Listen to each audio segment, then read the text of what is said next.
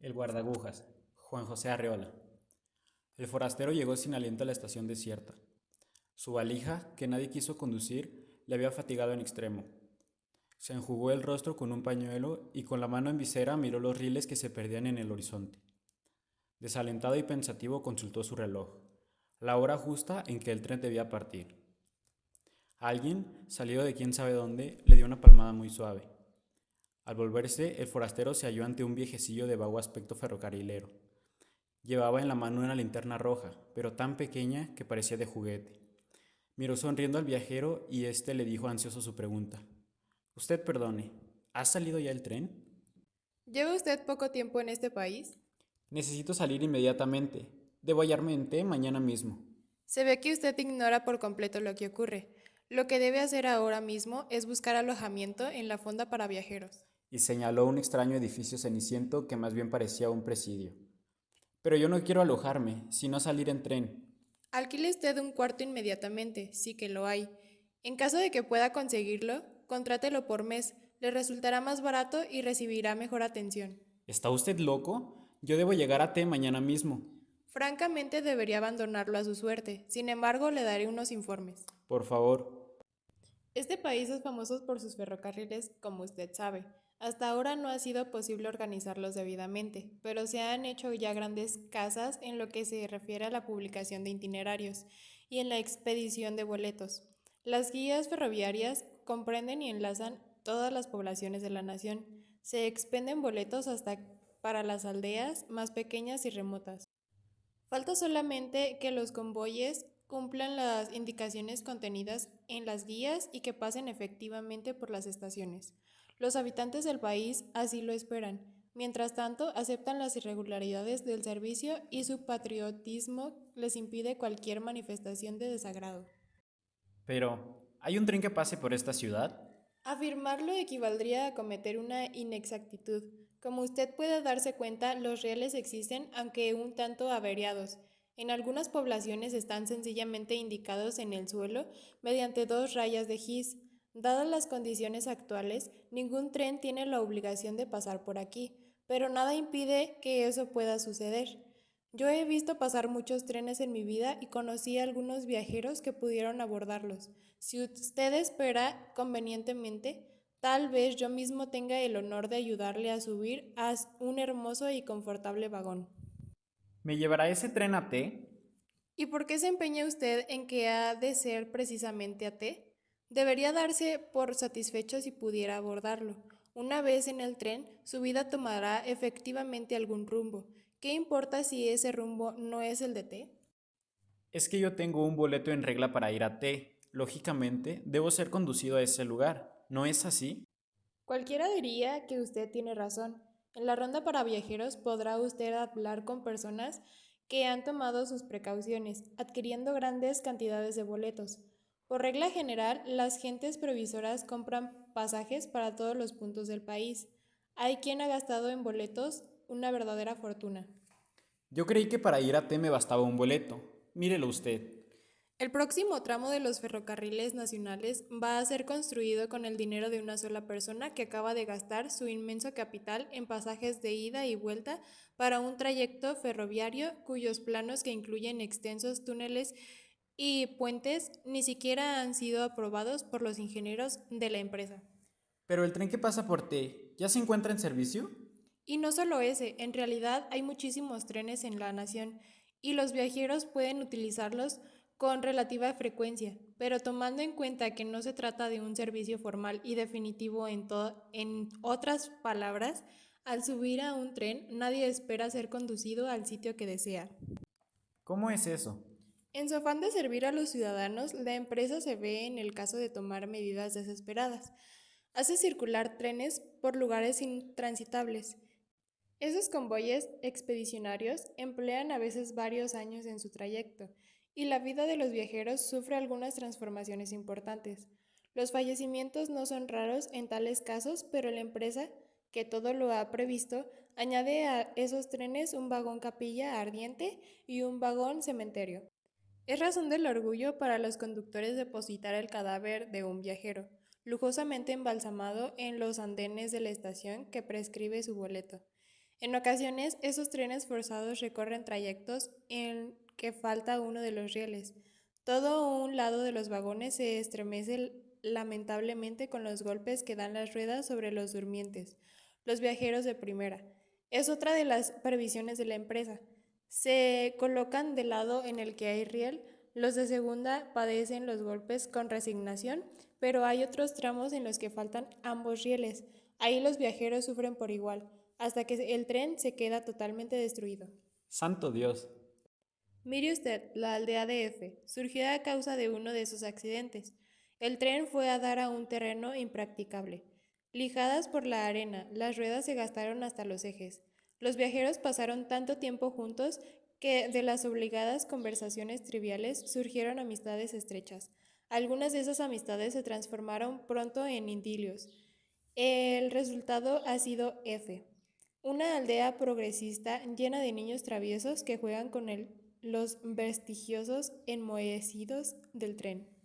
Dios mío, yo no estoy hecho para tales aventuras. Necesita usted ir templando su ánimo. Tal vez llegue usted a convertirse en un héroe. No crea que faltan ocasiones para que los viajeros demuestren su valor y sus capacidades de sacrificio. En una ocasión, 200 pasajeros anónimos escribieron una de las páginas más gloriosas en nuestros anales ferroviarios. Sucede que en un viaje de prueba, el maquinista advirtió a tiempo una grave omisión de los constructores de la línea. En la ruta faltaba un puente que debería salvar un abismo. Pues bien, el maquinista, en vez de poner marcha hacia atrás, arrengó a los pasajeros y obtuvo de ellos el esfuerzo necesario para seguir adelante. Bajo su enérgica dirección, el tren fue desarmando pieza por pieza y conducido en hombros al otro lado del abismo, que todavía reservaba la sorpresa de contener en su fondo un río caudaloso. El resultado de la hazaña fue tan satisfactorio que la empresa renunció definitivamente a la construcción del puente, conformándose con hacer un atractivo descuento en las tarifas de los pasajeros que se atrevan a afrontar esa molestia suplementaria. Pero yo debo llegar a ti mañana mismo. Muy bien, me gusta que no abandone usted su proyecto. Se ve que es usted un hombre de convicciones. Alójese de pronto en la fonda y tome el primer tren que pase. Trate de hacerlo cuanto menos. 1000 personas estarán para impedírselo. Al llegar un convoy, los viajeros exasperados por la espera demasiado larga, salen de la fonda en tumulto para invadir ruidosamente la estación. Frecuentemente provocan acciones con su increíble falta de cortesía y de prudencia. En vez de subir ordenadamente, se dedican a aplastarse unos a otros. Por lo menos se impiden mutuamente el abordaje y el tren se va dejándolos amotinados en los andenes de la estación. Los viajeros agotados y furiosos maldicen su falta de educación y pasan mucho tiempo insultándose y dándose de golpes. ¿Y la policía no interviene? Se ha intentado organizar un cuerpo de policía en cada estación, pero la imprevisible llegada de los trenes hace el tal servicio inútil y sumamente costoso. Además, los miembros de este cuerpo demostraron muy pronto su venalidad, dedicándose a proteger la salida exclusiva de pasajeros adinerados que les daban a cambio de ese servicio todo lo que llevaban encima.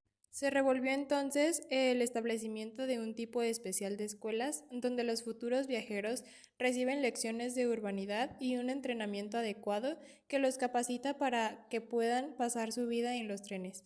Ahí se les enseña la manera correcta de abordar un convoy, aunque esté en movimiento y a gran velocidad. También se les proporciona una especie de armadura para evitar que los demás pasajeros les rompan las costillas. Pero, una vez en el tren, ¿está uno a cubierto de nuevas dificultades? Relativamente, solo les recomiendo que se fije muy bien en las estaciones. Podría darse el caso de que usted creyera haber llegado a T y solo fuese una ilusión.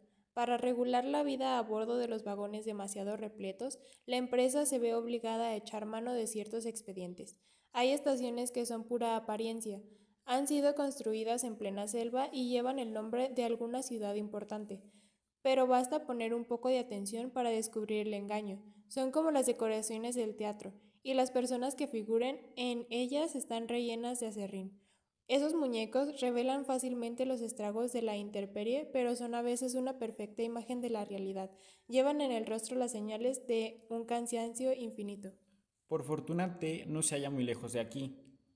Pero carecemos por el momento de trenes directos. Sin embargo, bien podría darse el caso de que usted llegara a T mañana mismo, tal como desea. La organización de los ferrocarriles, aunque deficiente, no excluye la posibilidad de un viaje sin escalas. Vea usted, hay personas que ni siquiera se han dado cuenta de lo que pasa. Compran un boleto para ir a T, pasan un tren, suben y al día siguiente oyen que el conductor anuncia, hemos llegado a T. Sin tomar precaución alguna, los viajeros descienden y se hallan efectivamente en T. ¿Podría yo hacer alguna cosa para facilitar ese resultado? Claro que puede usted. Lo que no se sabe es si le servirá de algo. Inténtelo de todas maneras. Suba usted al tren con la idea fija de que va a llegar a T. No converse con ninguno de los pasajeros. Podrían desilusionarlo con sus historias de viaje, hasta se daría el caso de que lo denunciaran. ¿Qué está usted diciendo? En virtud del estado actual de las cosas, de los trenes viajan llenos de espías. Estos espías, voluntarios en su mayor parte, dedican su vida a fomentar el espíritu constructivo de la empresa. A veces uno no sabe lo que dice y habla solo por hablar, pero ellos se dan cuenta enseguida de todos los sentidos que pueden tener una frase, por sencilla que sea. Del comentario más inocente pueden sacar una opinión culpable. Si usted llegara a cometer la menor imprudencia, sería aprendido sin más. Pasaría el resto de su vida en el vagón cárcel. En caso de que no lo obligaran a descender de una falsa estación, perdería en la selva. Viaje usted lleno de fe, consuma la menor cantidad posible de alimentos y no ponga los pies en el andén antes de que vea en T alguna cara conocida. Pero yo no conozco en T a ninguna persona. En ese caso, redoble usted sus precauciones. Tendrá, se lo aseguro, muchas tentaciones en el camino. Si mira usted por las ventanillas, está expuesto a caer en la trampa del espejismo. Las ventanillas están provistas de ingeniosos dispositivos que crean toda clase de ilusiones en el ánimo de los pasajeros. No hace falta ser débil para caer en ellas. Ciertos aparatos operados desde la locomotora hacen creer, por el ruido y los movimientos, que el tren está en marcha. Sin embargo, el tren permanece detenido semanas enteras, mientras los viajeros ven pasar cautivadores paisajes a través de los cristales. ¿Y eso qué objeto tiene? Todo esto lo hace la empresa con el sano propósito de disminuir la ansiedad de los viajeros y de anular en todo lo posible las sensaciones de traslado.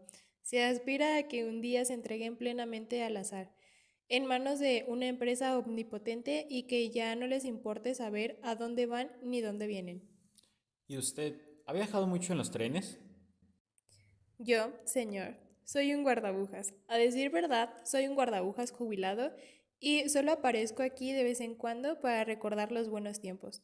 No he viajado nunca, ni tengo ganas de hacerlo, pero los viajeros me cuentan historias. Sé que los trenes han creado muchas poblaciones además de la aldea de F, cuyo origen le ha referido. Ocurre a veces que los tripulantes de un tren reciben órdenes misteriosas, invitan a los pasajeros a que desciendan de los vagones, generalmente con el pretexto de que admiren las bellezas de un determinado lugar. Se les habla de grutas, de cataratas o de ruinas célebres. 15 minutos para que admiren ustedes la gruta tal o cual, dice amablemente el conductor.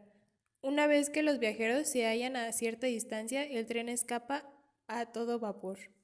¿Y los viajeros? Vagan desconcertados de un sitio a otro durante algún tiempo, pero acaban por congregarse y se establecen en colonia.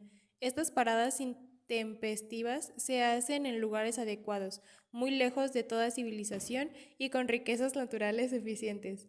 Ahí se abandonan lotes selectos de gente joven y sobre todo con mujeres abundantes.